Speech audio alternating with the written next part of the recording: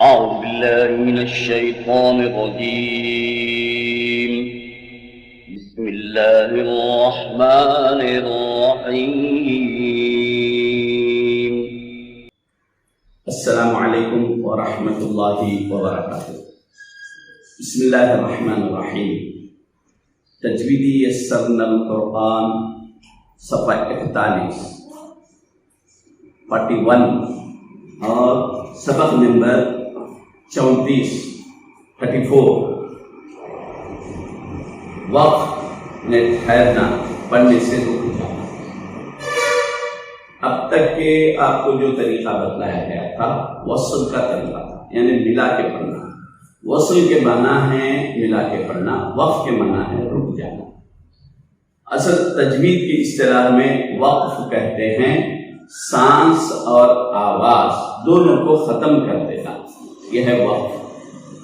سانس جاری رہی، آواز ختم ہو گئی تو اس کو تجوید کی اصطلاح میں سکتہ کہتے ہیں.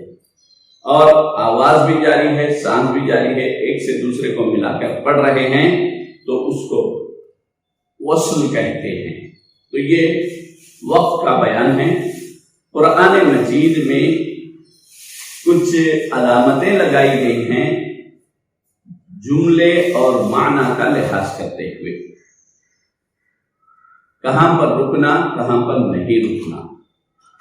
بعض علامتیں ایسے ہیں جہاں پر ہم رک سکتے ہیں، بعض علامتیں ہیں جہاں پر رکنا ضروری ہے، بعض علامتیں ہیں جہاں پر نہیں رکنا ہے.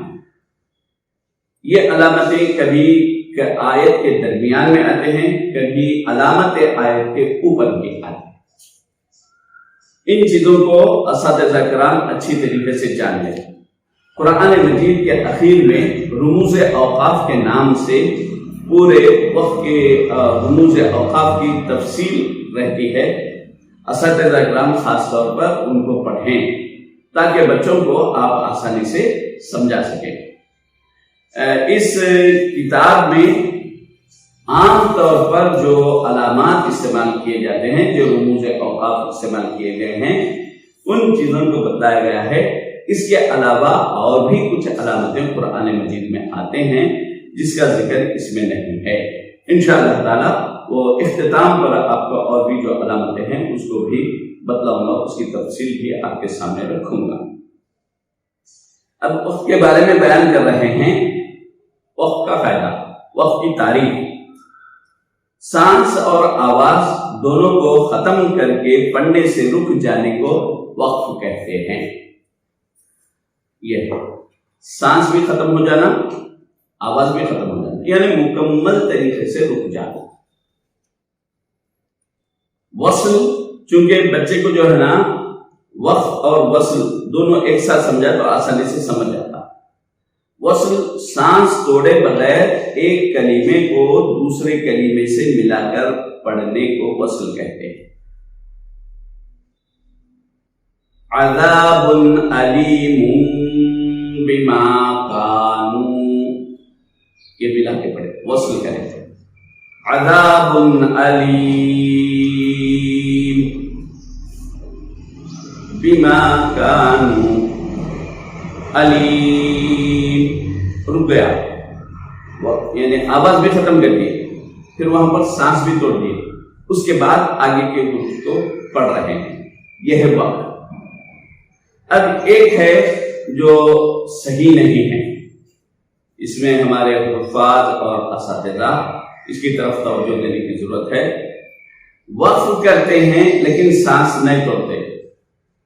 جیسے بہت سے لوگ پڑھتے ہیں الحمدللہ رب العالمین الرحمن الرحیم مالک یوم الدین، یہ ملا کے پڑھے. آپ قرآن مجید میں دیکھیے خاص طور پر علامت وقف ہے، لیکن وہاں پر جو حرکت آتی ہے اس کو واضح کیا گیا، ظاہر کیا گیا.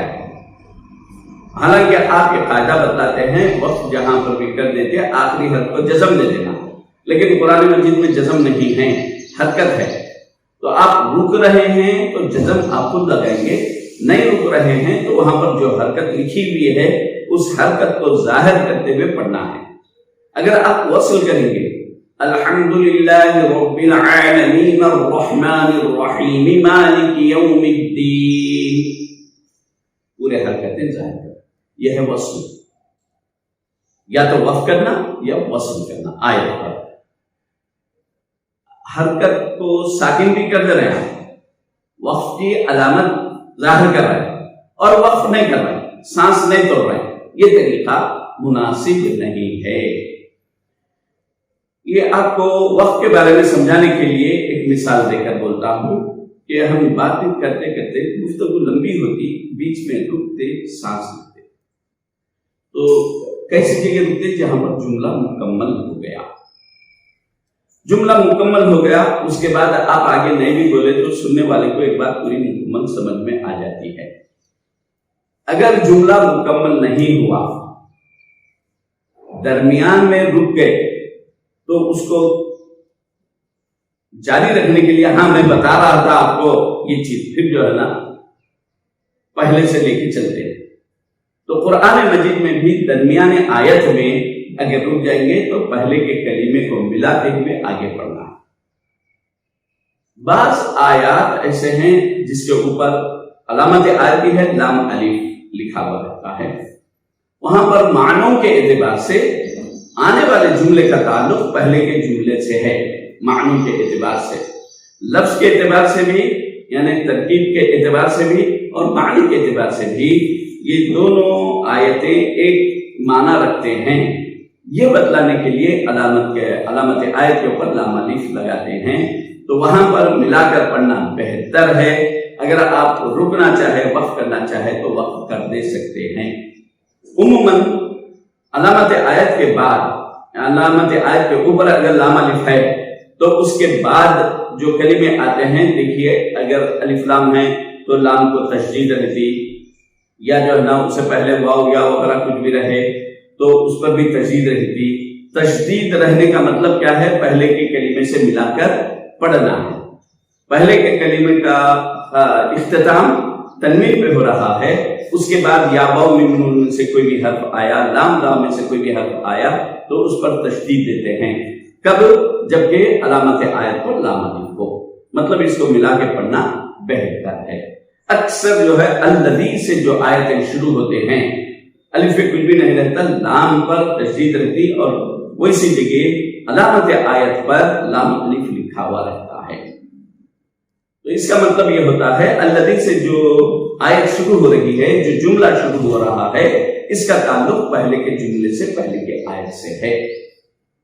تو ایسے آیتیں جو لفظ کے اعتبار سے یا معنی کے اعتبار سے پہلے کی آیت سے تعلق رکھتے ہیں، دونوں کا ربط ہے، تو ویسی آیتوں پر لام الف لکھا جاتا ہے۔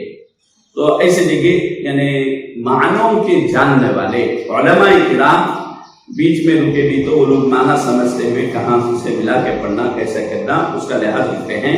لیکن قرآن مجید کی تلاوت کرنے والے 70% لوگ ایسے ہوتے ہیں جو معنوں سے واقف نہیں ہیں، بلکہ اگر 90% کہیں تو غلط نہیں ہیں، تو 90% لوگ وہ ہیں جو قرآن کے معنوں سے واقف نہیں ہیں۔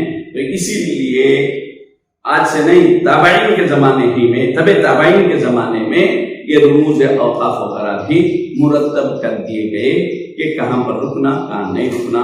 اگر درمیان آیت میں رکے تو کس جگہ رکے تو پھر پیچھے سے پلٹا کر پڑھنا، کس جگہ رکے تو آگے سے آپ پڑھ لے سکتے ہیں۔ یہ چیزیں بتلائے گئے ہیں، ان کو علامات وقف کہتے ہیں۔ تو علامات وقف میں جو معروف علامتیں ہیں وہ اس کتاب میں دیے گئے ہیں۔ علامت وقف گول سرکل جو رہتا ہے، گول دائرہ، اس کو علامت آیت کہتے ہیں۔ اس کو علامت آیت یعنی وہ ایک آیت ہونے کی علامت ہے۔ جیسے کہ آپ کو بتلایا گیا قرآن شریف میں سوروں کے متعلق آیا ہے۔ سورہ فاتحہ میں 7 آیتیں ہیں، سورہ کوثر میں 3 آیتیں ہیں، سورہ اخلاص میں 4 آیتیں ہیں۔ تو یہ آیتیں کیسے، یہ جو علامتیں ہیں یہ دیکھ کر پہچان لیں گے آپ کہ اس میں 7 آیتیں ہیں۔ تو یہاں پر ٹھہرنا چاہیے، علامت آیت اگر آ گئی تو یہاں پر ٹھہر جانا۔ اس کے بعد چھوٹا میم لکھا ہوا رہتا ہے، کبھی درمیان میں آتا اور کبھی علامت آیت کے اوپر آتا ہے۔ تو یہ وقف لازم کی علامت ہے۔ یہاں پر ٹھہرنا ضروری. وقف لازم کا مطلب یعنی پہلے کے کلمے کا معنی مفہوم الگ ہے، بعد کے کلمے کا معنی مفہوم الگ ہے. دو الگ الگ جو ہے نا کلمے، دو الگ الگ جملے ہیں، دونوں کا معنی الگ ہے. تو یہاں پر ٹھہر جاؤ، اس کے بعد دوسری بات شروع کرو. اس کے بعد تو ہے. یہ تو بھی آیت کے درمیان میں بھی آتا ہے اور علامت آیت کے اوپر بھی آتا ہے. یہ علامت وقف مطلق، تو وقف مطلق کی علامت ہے اور یہاں پر ٹھہرنا بہتر ہے.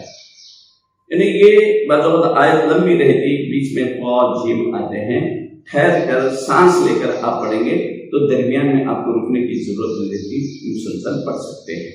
اگر آپ نہیں ٹھہریں گے، یہ جو ٹھہرنے کے علامات مقامات بتائے گئے، یا نہیں ٹھہر کے تسلسل میں آپ پڑھیں گے تو بیچ میں کہیں گے ایسے جگہ رک جانا پڑتا ہے جہاں پر کوئی علامت نہیں رہتی. اور اس کے بعد ہے جیم. یہ علامت ہے وقف جائز کی، یہاں بھی ٹھہرنا جائز ہے. جیم کے مقابل میں تو پر ٹھہرنا زیادہ بہتر ہے. اس کے بعد اور ایک علامت ہے زا اور صا. یہ ان علامتوں پر ملا کر پڑھنا بہتر ہے. تجاوز وصل، صاد سے مراد وصل ہے، زا سے مراد تجاوز، یعنی آگے کے جو کلمات آ رہے ہیں، جو آیت آ رہی یا آگے جو جملہ آ رہا ہے اس کو اس سے ملا کر پڑھو، یہ بہتر ہے. اگر رکنا چاہے تو رک سکتے ہیں. قف، قف کے معنی ہے رک جانا. یہاں پر ٹھہر جانا چاہیے، رک جانا یہ بہتر ہے. کہیں قاف بھی آتا ہے، کہیں وہاں پر ملا کے پڑھنا بہتر ہے. قاف پہ آئے تو یہاں پر رکنا بہتر ہے. نوٹ، ان کے علاوہ اور بھی علامات قرآن مجید میں پائے جاتے ہیں، وہاں پر ملا کر پڑھنا بہتر ہے. یہ علامتیں رکنے کے مطلب، علامتوں میں لام الف وغیرہ بھی آتا ہے اور بھی آتے ہیں. تو اب یہاں پر کیوں نہیں بدلا ہے؟ یہ علامات وقف بول رہے ہیں آپ کو.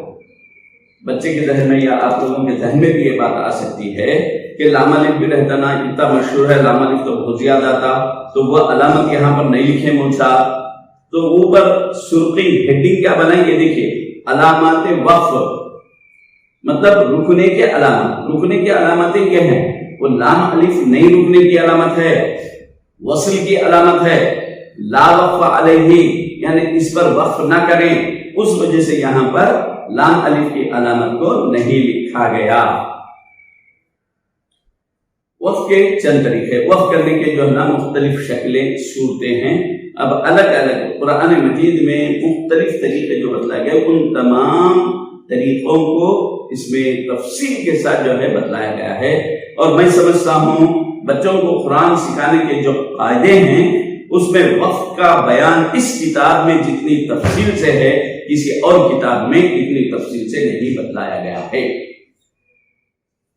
اب کلمے کے آخری حرف پر زبر، زیر، پیش، دو زبر، دو پیش، کھڑی زبر، الٹا پیش ہو. جس کلمے پر آپ رک رہے ہیں تو وہاں پر اس کو تو جزم دے دیں گے، اس سے پہلے حرکتیں رہیں گے. زبر، زیر، پیش، تنوین نہیں رہتی. آخری حرف پر تنوین رہتی، اس سے پہلے تنوین نہیں آتی. کھڑا زبر، کھڑی زیر یہ رہتے ہیں، یعنی تو پھر زبر، زیر، پیش رہتے، یا حروف مدہ کلمے سے وہ حرف سے پہلے حرف مد واو الف یا رہیں گا، یعنی تو حروف لینہ واو یا رہیں گے. تو اب ان حروف کے بعد اگر رک رہے ہیں، حروف مدہ کے بعد اگر رک رہے ہیں، چونکہ حرف مد کے بعد سکون آ گیا، یہ جو سکون ہے آپ سکون دے کر پڑھ رہے ہیں، سکون لکھا ہوا نہیں رہتا، آپ وقف کر رہے ہیں بلکہ جزم دے رہے ہیں. تو اس جزم کو عارضی سکون کہتے ہیں. جب حرف مد کے بعد عارضی سکون آ جائے گا تو اس کو مد عارض کہتے ہیں. آپ کو اس سے پہلے کے دروس میں مد لازم کا قاعدہ